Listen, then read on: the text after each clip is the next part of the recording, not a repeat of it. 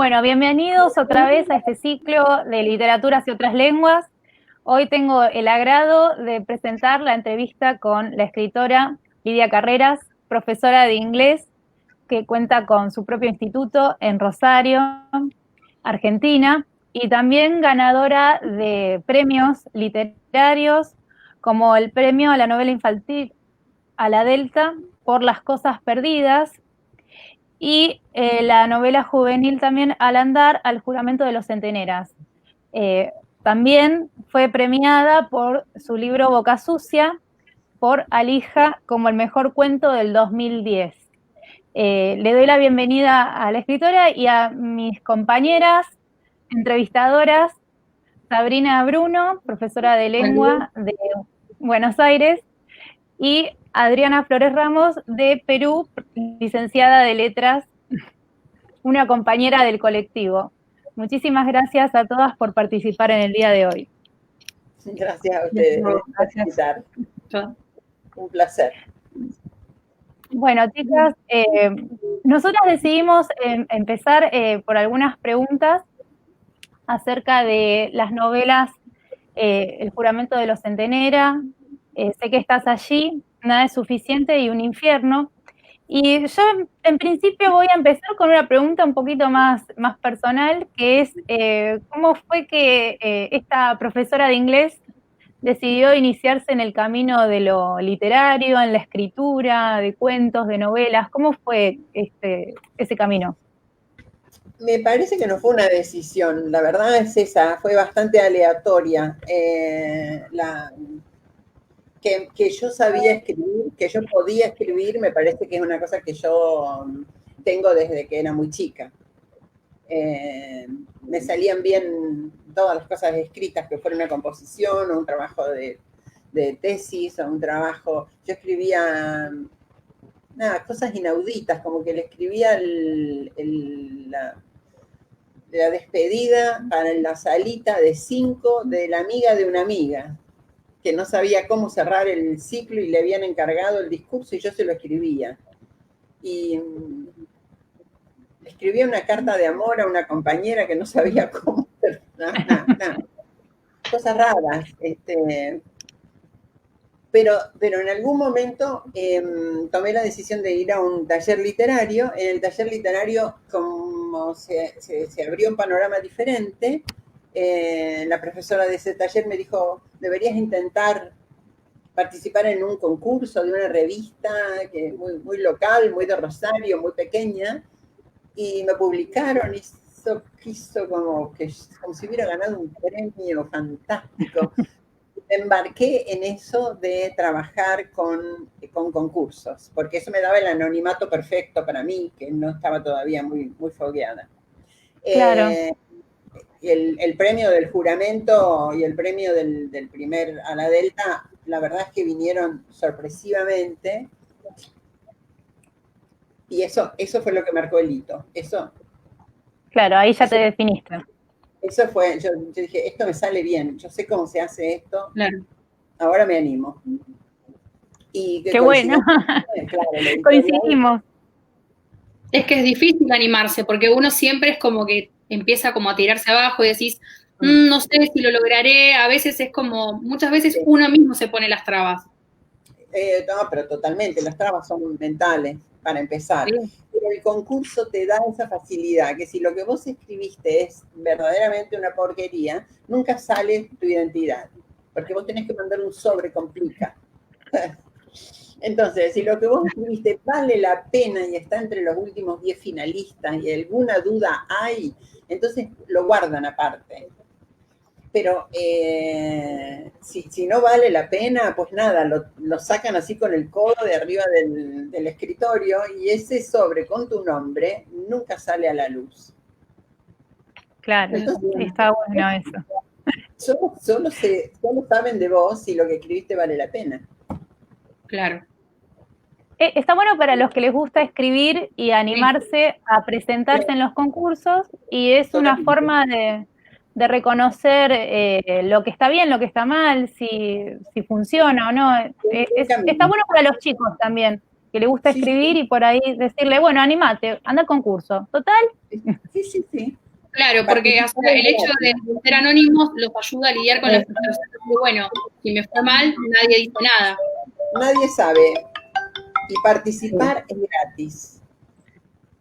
Sí. De manera que no hay casi ningún impedimento. Si uno sigue las instrucciones, sigue las reglas, la cantidad de palabras o la cantidad de páginas o el tema o el registro de voz que se necesita, pues nada, uno participa mientras va aprendiendo, porque es una gran escuela. claro. ¿Y cómo estás ahora con la escritura, con la lectura en la cuarentena? ¿Cómo fue este proceso en este tiempo? La lectura está un poco compleja la lectura. Una razón es porque estoy con un problema de la vista. Esa es una razón que se está solucionando además. Pero la otra razón creo que es este aislamiento que estamos teniendo todos. Me consuela apenitas un poco pensar que el planeta entero viviendo una situación similar, pero no es suficiente. Entonces, eso el tipo de tarea que yo hago con mis alumnos ha seguido de la misma manera y lo estamos haciendo bien, pero nos obliga a mí y a todo el equipo de trabajo que tengo a ser más pacientes, a inventar nuevas maneras, a renovarnos. Entonces, la parte de la lectura no, pero la parte de la escritura le estoy buscando la vuelta y estoy avanzando con una novela. No como yo quisiera, pero estamos avanzando. Bueno, un paso a la vez, está bueno eso. Exactamente. Esto que decías vos de no tener, o sea, en el caso de lo que es la lectura, también nos pasó que cuando estuvimos la entrevista a Margaret Aberbach nos decía que no estaba como con, capaz que, no sé si muchos ánimos de leer, pero claro, porque uno ahora está encerrado en su casa y no se tiene que poner a hacer todas las cosas de la casa, entonces perdés ese tiempo capaz que de ocio que tenías antes. Sí, y como que se te van las ganas de vez en cuando. Sí, se te van las ganas. En cambio, estoy haciendo cosas como, por ejemplo, nada, miro por lo menos una película por día, pero siempre a la misma hora, no en cualquier momento del día, porque si no me descompagina. Hago un comentario, escribo un comentario, marco en qué minuto del momento, en qué minuto del rodaje ocurre un cambio, porque son todas cosas que uno estudia, si va a estudiar teatro o guión o cine. Claro. Y finalmente en esa película que yo veo, alguien escribió algo primero. Claro, sí, totalmente. A veces una película puede fallar por el guión, justamente. Totalmente, claro. Entonces me gusta revisarle los dobladillos al guión. Y si hay sagas o si hay episodios, pues más todavía, digo, acá el guionista no se acordó que puso esto del otro lado, y entonces le voy siguiendo. Pasa mucho. Estoy siguiendo los detalles. Claro, sí, de aprender. Sí, porque las traducciones a veces vos decís, lo escuchás en inglés, ay, qué lindo que suena. Ves la traducción y decís, por Dios, ¿qué hicieron acá? Claro. Y sí, con las traducciones es otro tema, pero me refiero a la trama, a la historia en sí. Sí, me gusta ver dónde está mal, dónde se cometen errores, para luego tener en cuenta mi propio trabajo. Está bueno eso, muy bien. Nosotras, bueno, como más o menos ya me te iba comentando, queríamos trabajar 4 de tus obras, que obviamente una de ellas es la del premio, ¿sí? Una, bueno, es El juramento de los Centenera, Sé que estás allí, es la segunda. Después tenemos Un infierno y Nada es suficiente.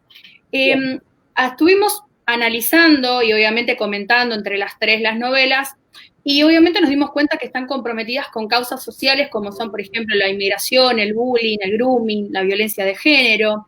Y lo que me llamó particularmente la atención del juramento de los Centeneros es que al principio vos decís que está basada como en una historia real y que cambiaste los nombres. Quería saber si además del juramento de los Centenera, que ya tiene esta particularidad que vos aclarás, si hay alguna de las otras historias que también estén basadas, ¿sí?, en historias reales, y cómo llegaron esas historias a vos. El juramento de los Centenera es el más fiel a una historia, si bien no 100%, no hay una fidelidad del 100%, pero es el que más se acerca a lo que es una historia real. Eso fue una historia real que una alumna mía, durante una conversación en inglés, el tema era la inmigración, cada uno debía contar un poco de dónde venía, sus abuelos, sus ancestros, sus bisabuelos, etc. Ella contó esta historia. A mí me pareció una cosa espantosa cuando me la contó, pero ella la contaba sin ningún dramatismo, más concentrada en buscar las palabras que necesitaba para el relato que en lo que me estaba contando. Entonces, recuerdo que yo tomé una libretita y fingiendo, la verdad es que yo me fui de esa clase en ese momento. Claro. Mi cabeza se fue de ahí. Y yo tomé un papel y mientras la escuchaba iba anotando algunas cosas, pero la verdad es que fingía que estaba anotando, no sé, la asistencia o alguna cosa así. Pero yo estaba anotando frases clave para cuando la clase terminó, me quedé sentada en el salón escribiendo lo que me había quedado en la cabeza. Yo dije, esto es la historia. La historia está acá. Sí. Así que sí, esa es la historia. Las otras están hechas de retazos de historias, de mezcla. Hay una mixtura de cosas que me han sucedido a mí, todas de primera mano, digamos.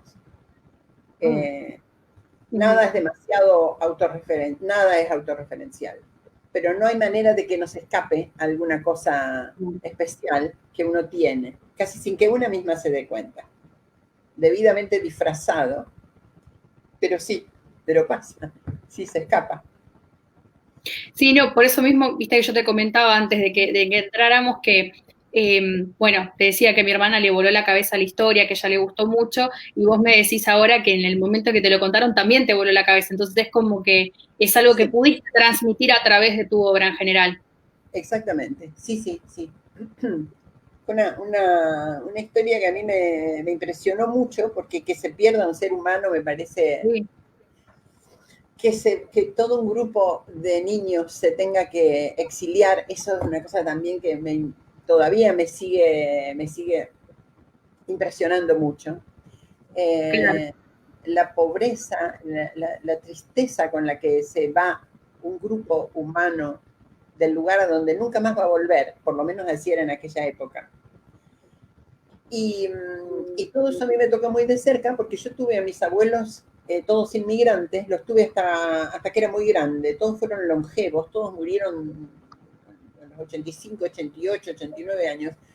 Y entonces para mí eso los mantuvo en contacto conmigo y tuve muchísimas historias. Tuve mucha oportunidad de hablar con ellos. Supe Claro, por qué han venido, claro. se nota la claridad ya de por sí en la obra de cómo vas detallando todo, esta cuestión de la inmigración y el dolor, ¿no?, de los personajes de esos chicos que dejan a su hermana mayor, ¿sí?, que encima se casa con un hombre que ellos no quieren. Y justamente algo que dijiste, ¿no?, o sea, el hecho de que se pierda un chico. Yo pensaba, ¿cómo podríamos, o sea, si llegaste a pensar, por ejemplo, ubicar la historia de los Centenera como en la actualidad, porque ahora también hay gente que está emigrando, por así decirlo, de sus países por cuestiones económicas, y el hecho también de que se pierda un chico en esta actualidad, en donde, por ejemplo, tenemos teléfonos celulares, está todo conectado, todo se ve, todo se graba, ¿no? Si pensaste en algún momento en no hacerlo, o sea, no escribirla como o sea, hace tantos años atrás, sino como en un contexto más actual, ¿no?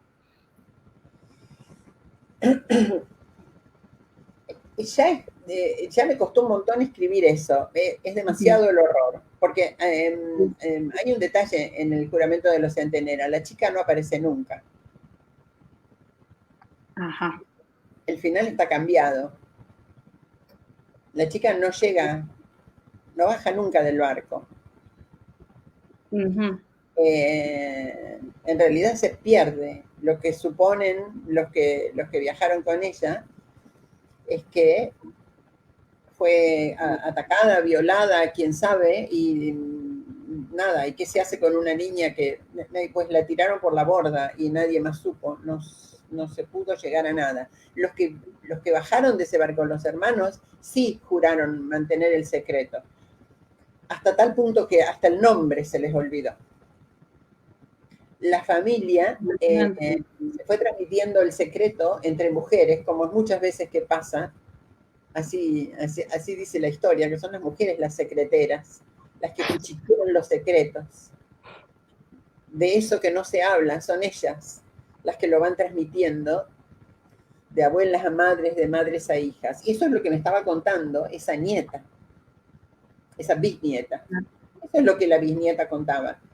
Pero ellos no sabían el nombre. ¿Cómo no iban a saber el nombre? No, el nombre se olvidó, junto con el juramento. Así que a mí me costó bastante escribir eso, que me parecía del todo posible, no me pareció increíble, me pareció espantosa nada más. Claro. Poner en el contexto actual, eso sí que costaría trabajo, ¿eh? Sí. Claro, porque ahora con toda la tecnología que hay, justamente lo hablábamos con cámaras, con celulares, pero igual el tema de la desaparición es horroroso, ¿no? Pensarlo es terrible. Tener un familiar y de pronto que desaparezca nos lleva a un montón de historias, ¿no? Pero y más viniendo de otro país y empezando en un lugar nuevo, desconocido. Ya perder un familiar en ese contexto es bastante feo. Así es. Mira, yéndonos para otro lado, porque la verdad que tus obras nos llevan por distintos viajes, ¿no? Literarios. Y cuando el año pasado trabajé Sé que estás allí, que para todos los que nos están mirando es una novela que habla sobre el bullying. Tenemos a dos personajes, el antagonista y el protagonista, que es Rosendo y Lautaro. Y hay algo que me llamó mucho la atención del personaje de Lautaro, que Lautaro justamente es el personaje que ejerce este acoso hacia Rosendo, que lo molesta, porque Rosendo tiene un problema en las cuerdas vocales, por lo cual tiene como cierta voz de pito, en cierta manera, por decirlo así coloquialmente. Y entonces me llamó mucho la atención y me pareció muy interesante, que lo hablaba con mis estudiantes, este tema de mostrar también no solamente al chico que sufre el bullying, el acoso, sino también mostrar al que lo ejerce, que en cierta manera me llamó mucho la atención la perspectiva de Lautaro, porque Lautaro también lo sentí como una víctima, ¿no? Quizás lo quisiste mostrar de esa forma. ¿Cómo fue la construcción del personaje? Porque me gustó mucho.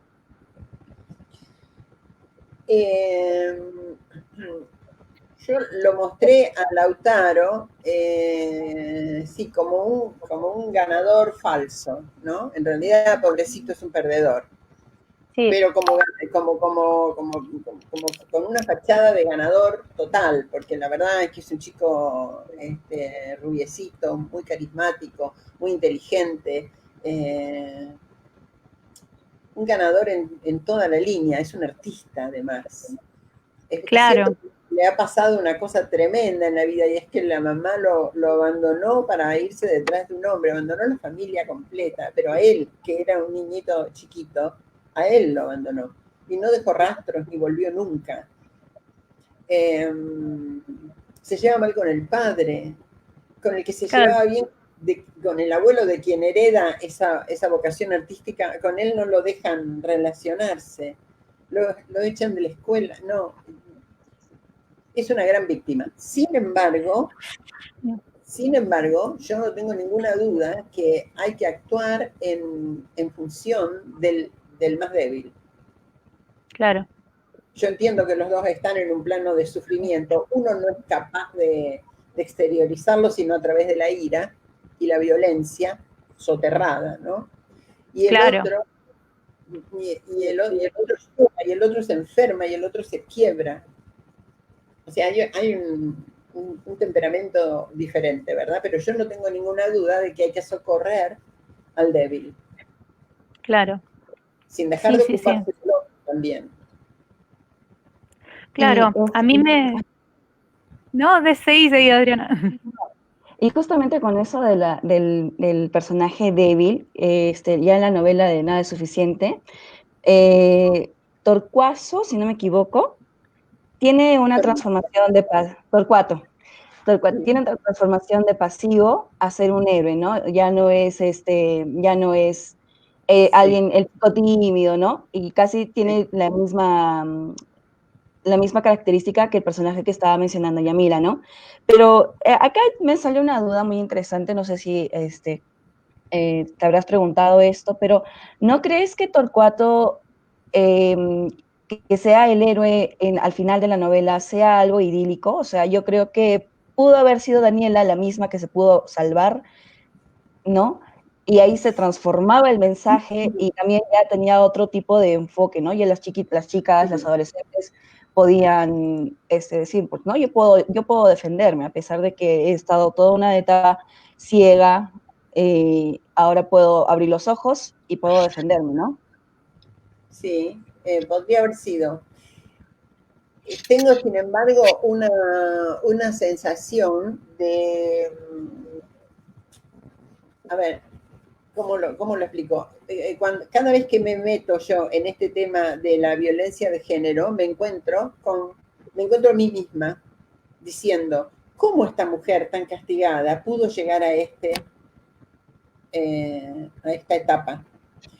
¿Cómo no se dio cuenta mientras estaba de novia? ¿Cómo no reaccionó frente a la primera cachetada o frente al primer empujón? ¿Cómo no?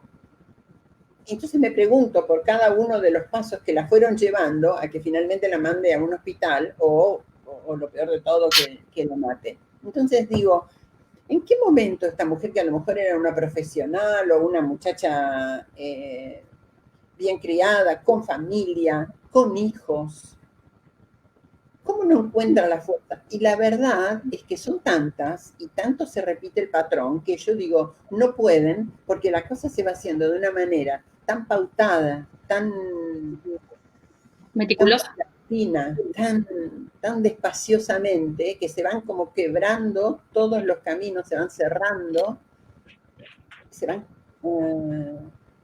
hasta que la víctima se transforma en eso, en algo totalmente indefenso.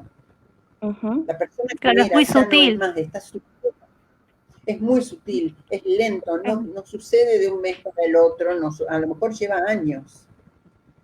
Claro. Me pareció que esta chica, sobre todo esta chica, yo la veo como una niña inexperta, muy jovencita, muy fuerte, de bastante temperamento la veo, ¿no? Pero una Porque no deja ahí justo en la novela, Daniela comienza, pues como dices tú, ¿no? Siendo alguien empoderada, que no cree mucho en el amor, e incluso para Javier se le hace complicado llegar a enamorarla, ¿no? Para terminar siendo Daniela alguien pisoteada, golpeada, y entonces ahí viene el héroe, ¿no? Esa transformación me pareció muy, muy buena, ¿ya? Muy buena. El desenlace desde el capítulo 9 hasta casi el final fue excelente. Ahí me gustó bastante la novela de Nada es suficiente. Y bueno, creo que tengo acá otra pregunta con respecto a esa novela, pero es ahora con los papás, ¿no? Porque como en la respuesta estabas tú diciendo que hay señales, y los papás no se dieron cuenta. Entonces, ¿crees que los padres están también ejerciendo una especie de violencia de género ahí?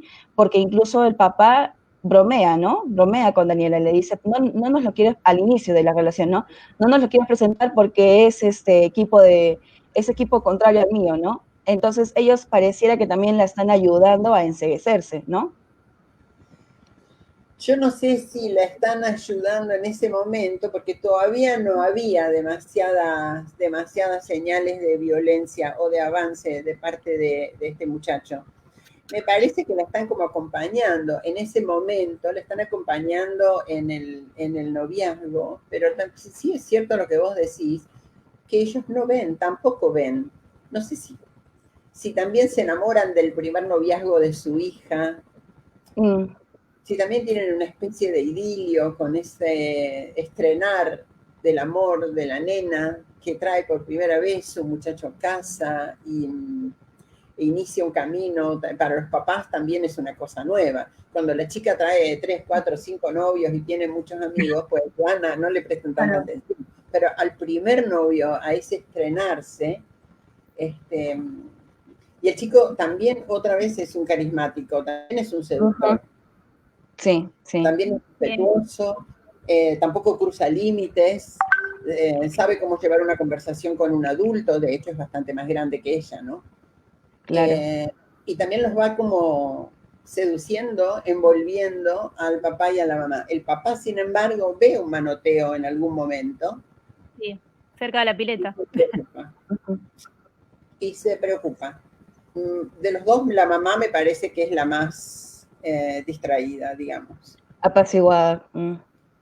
Sí, la mamá debió haber sido más bicha. Sí.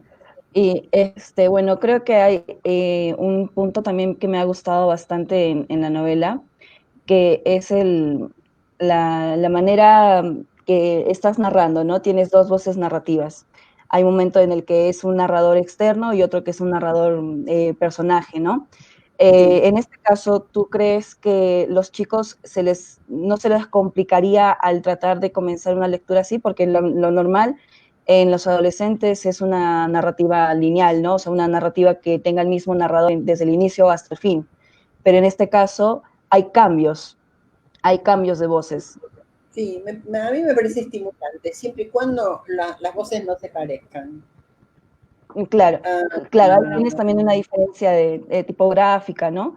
Y también sí, también hay una diferencia tipográfica, pero me parece que la primera persona de Torcuato, que es un perdedor nato al principio,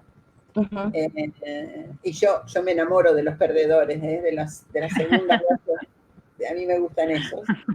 Por eso le pongo un nombre tan especial. Por lo menos en nuestro país, Torcuato remite a prócer, como Torcuato de Alvear, por ejemplo. Claro, vos sabés que estábamos hablando de los nombres, nos llamaban la atención algunos nombres en las novelas, sí, que no son comunes. Sí. No son comunes. La verdad es que los busco, y muchas veces no consigo la voz hasta que no encuentro el nombre.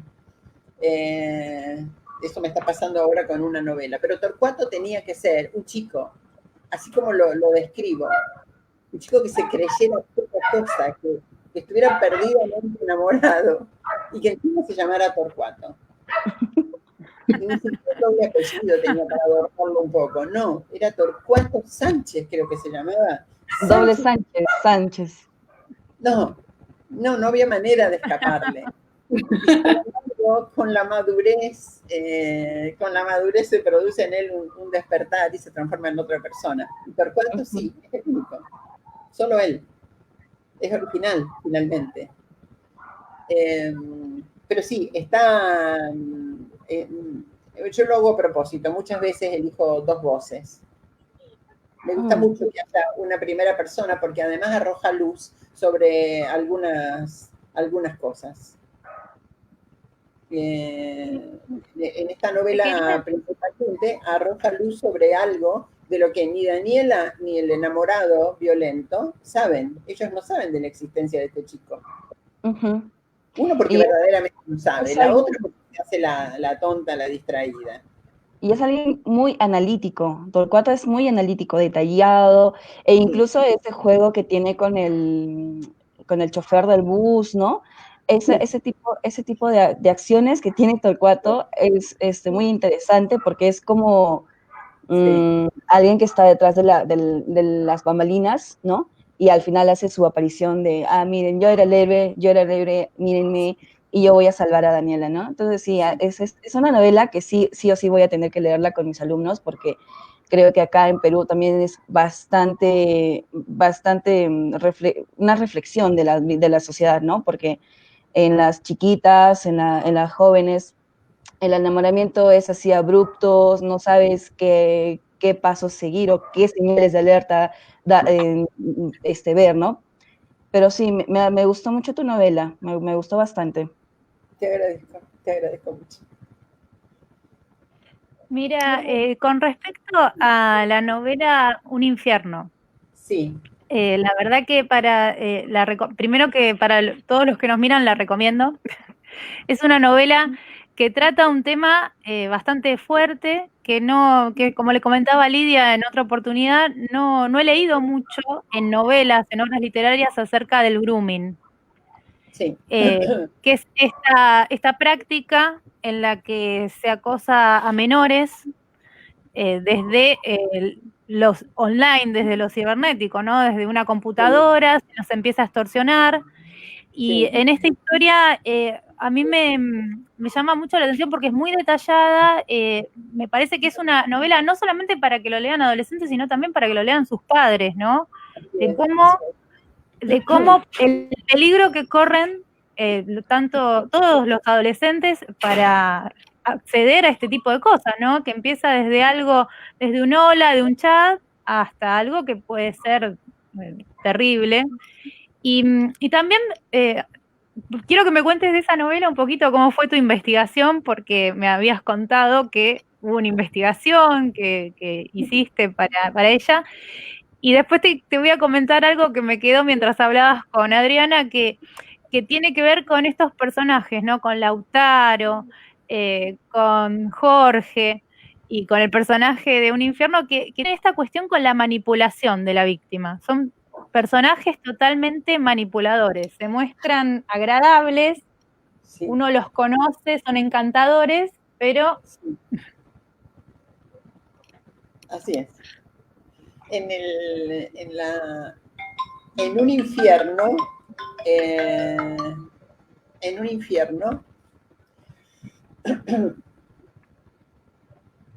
yo no me acuerdo cómo salió la idea que yo quería escribir. Me parece que alguien me fue contando una cosa, me fueron contando otra.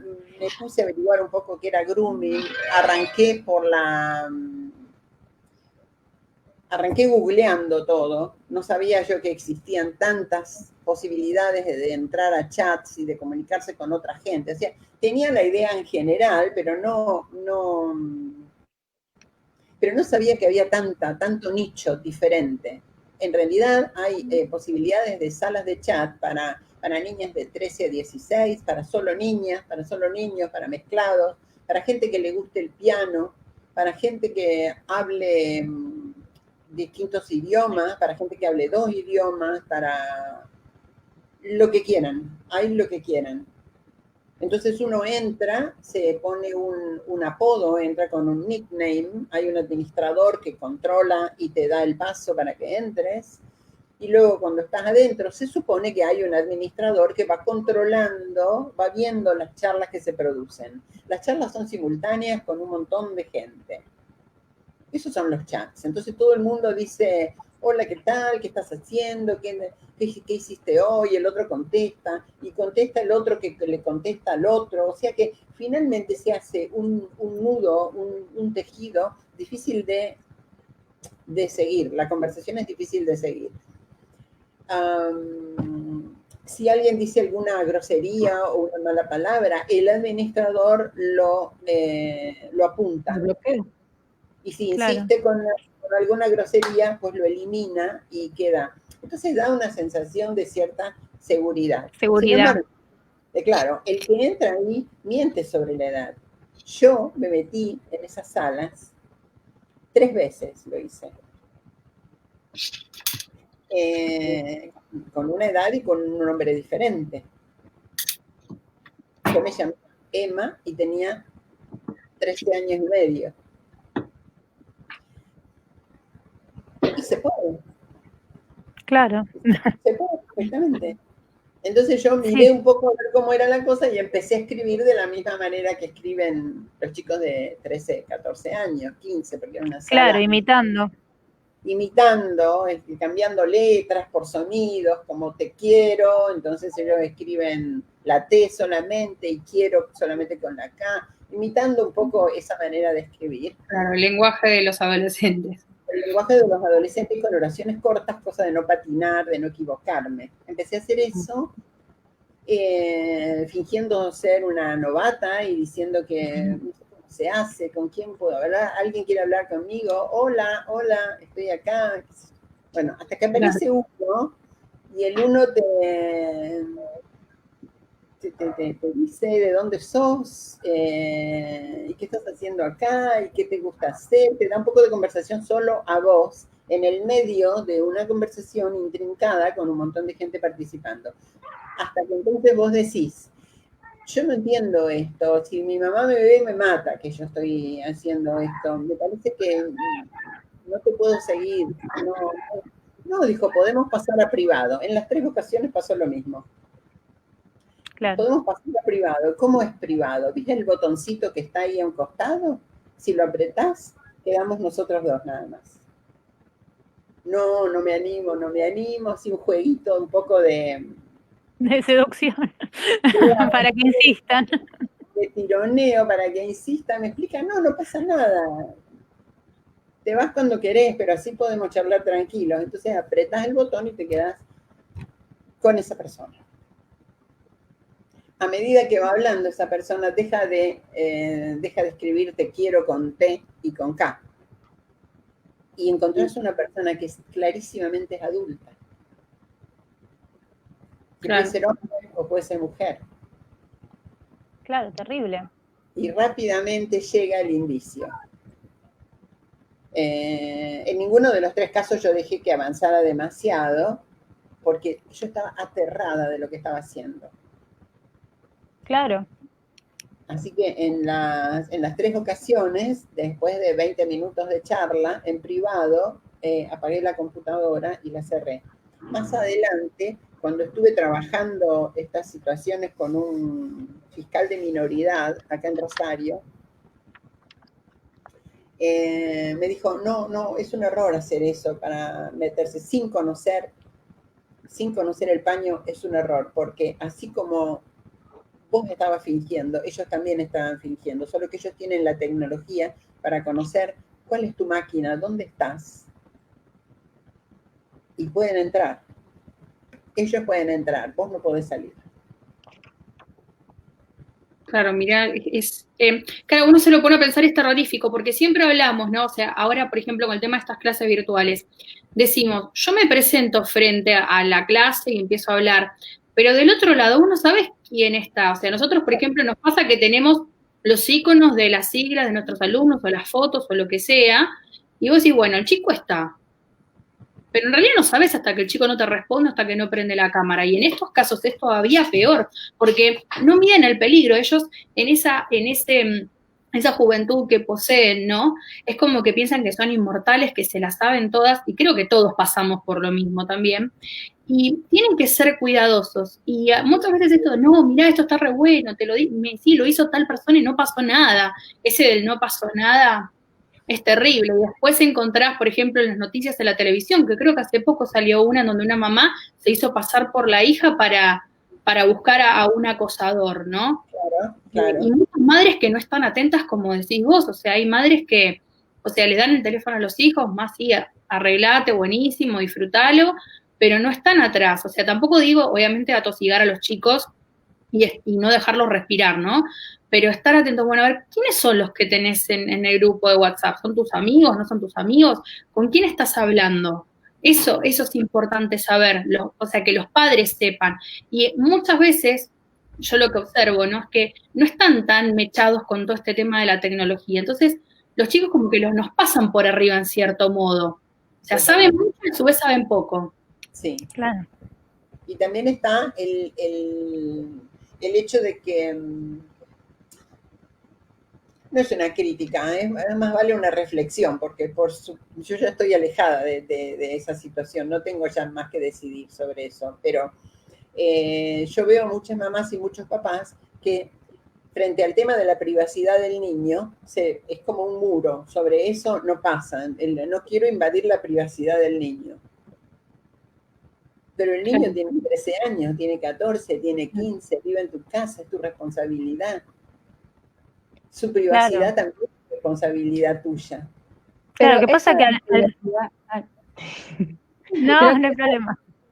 Creo que eso de la privacidad ya es algo posmoderno, ¿no? Porque, bueno, creo acá somos dos generaciones diferentes y en mi caso, sí se interponían los padres, ¿no? Sí estaban, y claro también que la tecnología no era muy avanzada, ¿no? O sea, una computadora en la casa era algo muy difícil, pero ahora tener un celular, una computadora es acción del día.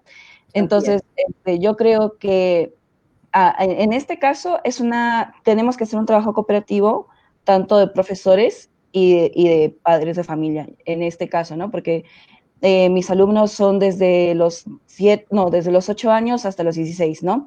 Y hubo un momento en el que ninguno de mis padres de familia sabía cómo manejar un celular o cómo ya hacer una llamada por Meet, ¿no? O algo por el estilo. Y entonces los chicos estaban en su regalada gana, estaban felices, estaban, le decían, sí, ya entré a la clase y nunca aparecieron por ahí, ¿no? Pero entonces yo creo que el colegio en el que están los chicos ahora en esta temporada, en esta contextualización de la cuarentena y de que es más fácil en que se haga estas actividades de grooming, el profesor o los colegios deberían de asesorar también a los padres de familia en temas tecnológicos, ¿no? O de cómo, por ejemplo, crearte un simple correo electrónico. Así es. Sí, total. Y esto requiere de los maestros, requiere una posición muy clara, que no siempre es compartida por los padres. Claro. Requiere una posición muy clara de los padres, que algunas veces no es compartida ni por algunos maestros muy jóvenes o por los niños, ni hablar. Los niños no quieren saber nada de la supervisión. Claro, sí. Forma parte de los cuidados que vos estás obligada a dar al niño, al joven. Lo que pasa que también todo esto es parte del adolescente en general, porque ya cuando pasa la barrera de la infancia, el adolescente como que quiere mostrarse más grande y justamente por esta de querer mostrarse adulto en cierto sentido, toma decisiones que lo conducen a situaciones muy peligrosas, porque todavía ellos no saben estos peligros contra los cuales se pueden enfrentar y, como decía Sabrina hace un momento, se tiran a la pileta aunque no haya agua y después se chocan contra la realidad, que puede ser... Es válido que ellos hagan eso, porque es la edad que tienen. Lógico, está bien que lo hagan, cruzar los límites, desobedecer, buscar la trampa, buscarle la vuelta. Esto está dentro de lo... El problema son las consecuencias que a veces traen esos cruces, ¿no? Que a veces salen airosos, no tienen problema, a veces son pequeños y otras veces sucede lo que sucede en la novela. Exactamente, y otras veces no son no tan sencillos. A veces eso nos cuesta que durante 2 días, 3 días el chico no quiera hablar, bueno, que no hable. Yo me paro en esa posición, no me quiere hablar, que no me hable, lo mismo es mi hijo, lo mismo tengo responsabilidad. Claro. Si hay que llorar, sí, entiendo también que hay frustración en el chico, porque vos le coartás la posibilidad de salir, de usar el celular, de que sabe que lo revisa, sí. Pero ¿puede un chico, por ejemplo, de 13 años tener una clave en un teléfono celular que vos no puedas abrir? O sea, que vos no conocés con quién se relaciona. Que chatea por horas. Claro, son preguntas... Manda videos y manda y vos estás totalmente fuera de la cuestión. Sí, no, eso es muy peligroso.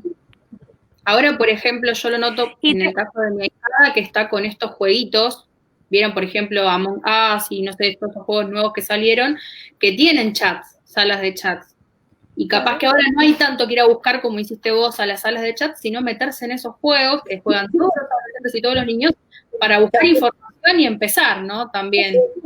Nada más. Está hecho para el que sabe poco, inclusive. Claro. Está hecho para el niño, para eso es. Te hago una pregunta, mira que nos pusieron acá en los comentarios, la puse acá para que se vea, que Ana Caxit, una compañera mía que estuvo en la entrevista pasada, te hace esta Ajá. pregunta, de si hay una posibilidad de una segunda parte de la novela Sé que estás allí. No, no la tengo planteada.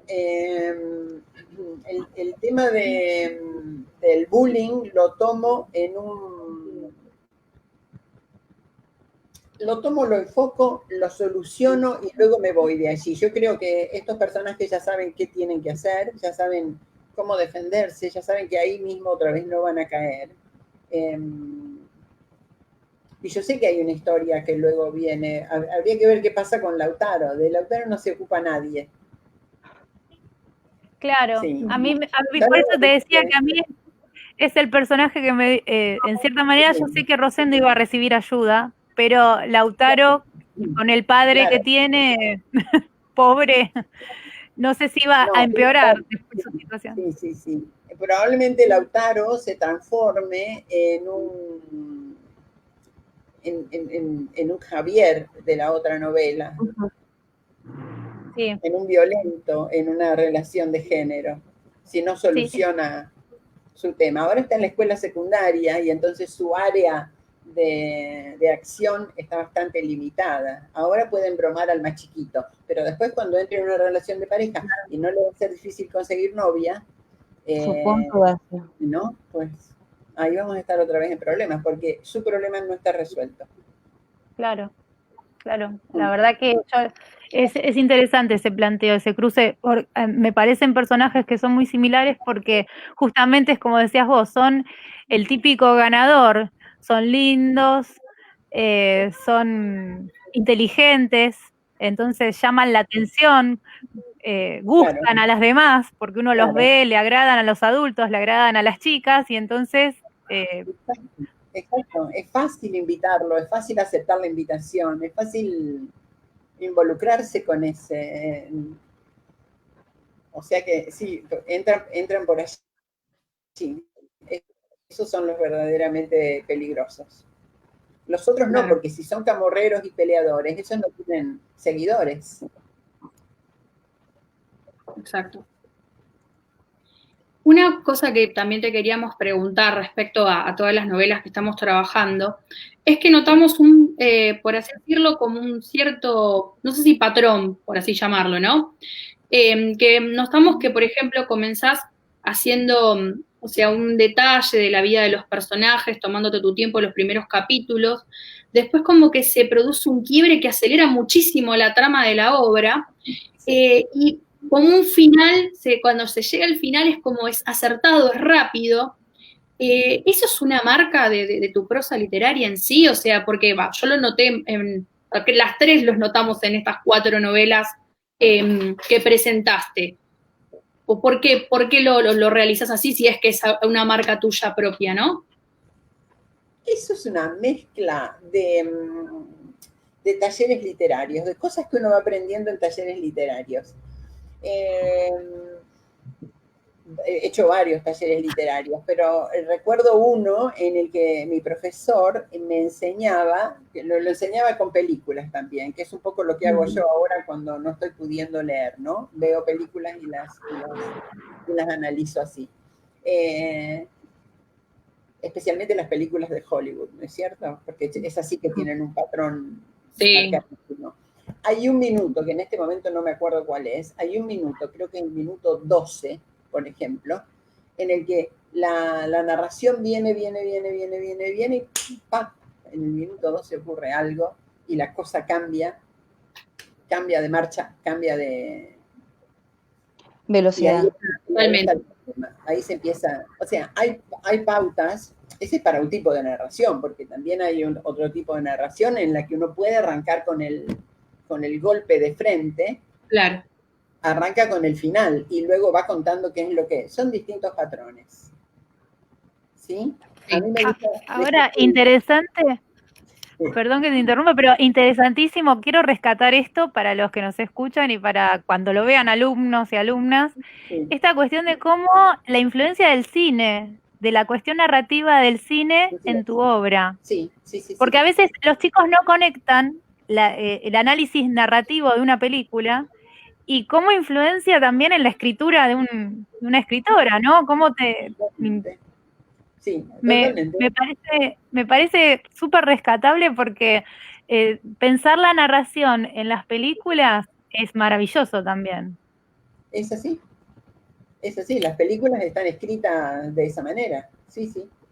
Y luego terminan, si vos te fijas en una película, si es en episodios, por ejemplo, la última parte del episodio termina siempre con un gancho para el episodio siguiente. O sea, nadie puede dejar de ver qué es lo que va a pasar, porque ya quedaste pegada con la última parte, con los últimos 2 minutos del episodio anterior. De manera que hay pequeños trucos a seguir. No deberían ser patrones exactos, debería uno poder ser lo suficientemente dúctil como para tener distintos enfoques. Pero bueno, lo cierto es que hay patrones de escritura, como hay patrones de guiones de películas. También. Sí. Bueno, creo que esta es una de mis últimas preguntas. Y era con respecto, era una pregunta reflexiva, ¿no? Ahorita estamos, como ya hemos contextualizado, en cuarentena, estamos todos encerrados y nuestro único método de comunicación es la computadora, ¿no? En este caso, acá en Perú, no sé si en Argentina también, el número de víctimas por violencia de género en el grupo de adolescentes, mujeres, ha ido aumentando. O sea, nos hemos dado cuenta que no necesariamente es el hecho de que estén en la calle o que salgan a pasear. No, simplemente están en la casa y están con la computadora o están con su familia, ¿no? Entonces, me gustaría que des unas pequeñas recomendaciones a qué señales o, como en el caso de nada es suficiente, ¿no? O en qué momento darse cuenta, abrir los ojos y decir, sí, estoy siendo violentada y necesito parar con este problema y llamar a la línea de seguridad, ¿no?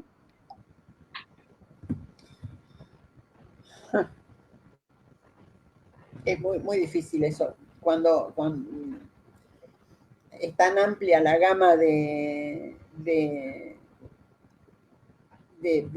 violencias que se pueden producir, que llamar a la línea de seguridad es realmente cuando has llegado a los estadios más altos, ¿no es cierto?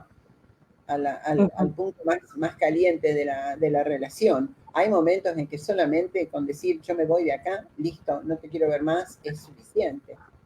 ¿Cuáles son las señales? En cada caso varían, desde luego. Si vos estás, y en esta época de pandemia, yo creo que en esta época de pandemia es cuando las mujeres que están siendo sojuzgadas, violentadas, están en su peor momento, no tienen a dónde ir.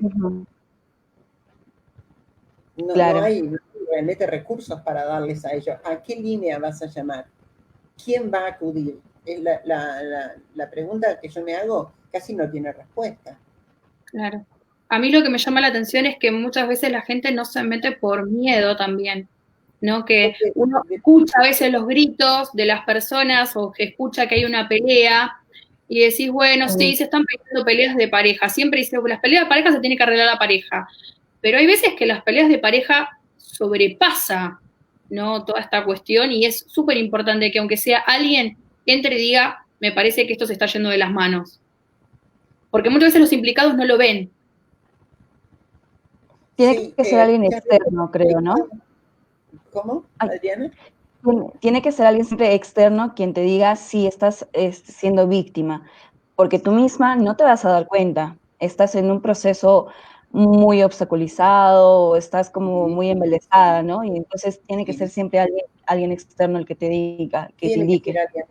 Sí, la víctima generalmente entra en una espiral de violencia donde el día de hoy se parece bastante al de ayer y antes de ayer, pero no es lo mismo, solo es peor, levemente peor, pero finalmente salir se hace muy complicado. En este momento salir es muy complejo. No sé, me parece que hay soluciones. Si hubiera una solución, yo diría que tiene que ser una solución a corto plazo, tiene que ser directo. Te golpeo la puerta de tu casa y te digo, ¿querés venir? Vení a mi casa, vení a mi casa.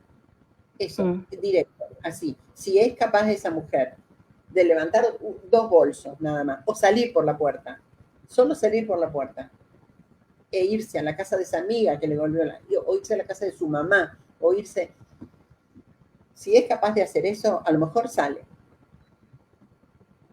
Pero no siempre la gente, ante los gritos de ventana a ventana, se anima a ir a tocar la puerta, porque no sabes quién está del otro lado. Porque a lo mejor los gritos es una vez por semana, pero hace meses que gritan así una vez por semana. Entonces, que hoy vas a ir a abrir la puerta, hoy vas a ir a golpear, hoy vas a hacer la denuncia. A lo mejor ya le hiciste la denuncia y no pasó nada. Porque la señora no quiso presentar, porque no tiene dónde ir. Así que tiene un tema que tiene muchísimas facetas. Y la solución, yo sería ingenua si dijera que la solución es simplemente abrir la puerta de la casa y salir. Y si tenés niños, eso. Claro. y si vivís con tu mamá adentro de la casa y tu mamá no puede salir tan rápido como vos. Claro. Antes de despedirnos y cerrar con la entrevista, quería preguntarte para que nos hagas un breve adelanto de tu próxima novela, que algo me contaste, que es sobre la trata de personas. Y la verdad es que te digo que para otra entrevista podemos seguir estos temas porque son muy candentes, entonces te digo que tenemos tela para cortar bastante. Para un montón. Tenemos, me parece que 2 minutos. Claro, sí, tenemos poco tiempo, pero contanos un poquito de tu nueva novela. Esa novela quedó trunca, no trunca, quedó terminada, quedó armada, completa, perfecta, pero trabada en imprenta. Imprenta es la última etapa de que un libro salga a la calle, pero fue a mitad de marzo y entonces no hubo manera. Pero trata sobre la trata. Esta también es una novela basada en un hecho real que me regaló una amiga mía que trabaja en cárceles y es la historia de una chica de clase baja que vive en una villa y que es engañada por otra chica.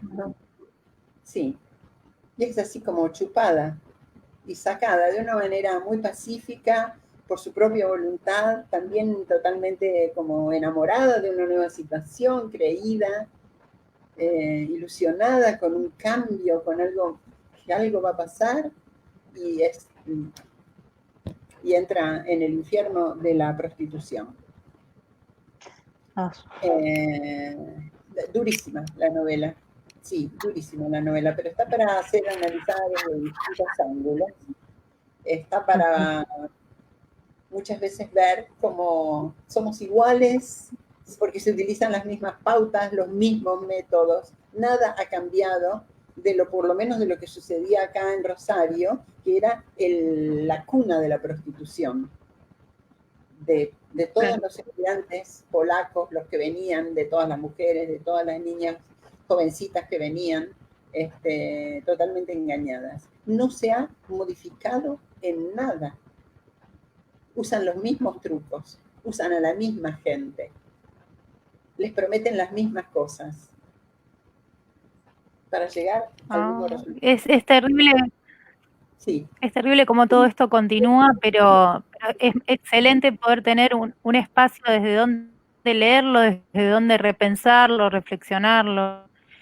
Y yo creo que dando así un poco una conclusión de esta entrevista con vos, a la que estoy completamente agradecida por aceptar, siento que todas tus novelas, por lo menos las que tomamos hoy, pero es para continuar con la lectura de toda tu obra, nos llevan a eso, nos ponen en jaque para reflexionar acerca de temas que son bastante peligrosos, pero que no están lejos nuestro, están ahí, esperando que uno meta la pata y caiga en alguna red de esas, que puede ser desde la violencia de género hasta el grooming, hasta lo que es la red de trata de personas. Así que yo te agradezco con el alma que hayas aceptado la entrevista con nosotras. Les agradezco a Sabrina y a Adriana también por participar. Gracias a todas. Me parece que deja para que lo sigamos en otro momento. Y bueno, les quiero agradecer también a Luisa de Del Vives y a Marco de Alfaguara, que nos estuvieron dando algunos de los libros, nos recomendaron también muchas cosas para leer, así que a ellos también se lo agradecemos. Y bueno, los despido por hoy. Muchísimas gracias por participar. Gracias. Un placer, ha sido un placer realmente. Pasamos una hora juntas charlando de un montón de cosas. Les agradezco el esfuerzo que han hecho, toda la organización. Así que invítenme otra vez cuando quieran. Ha sido un gusto. Muchas gracias. También. Muchísimas gracias. Gracias. Adiós. Hasta luego. Hasta luego. Adiós.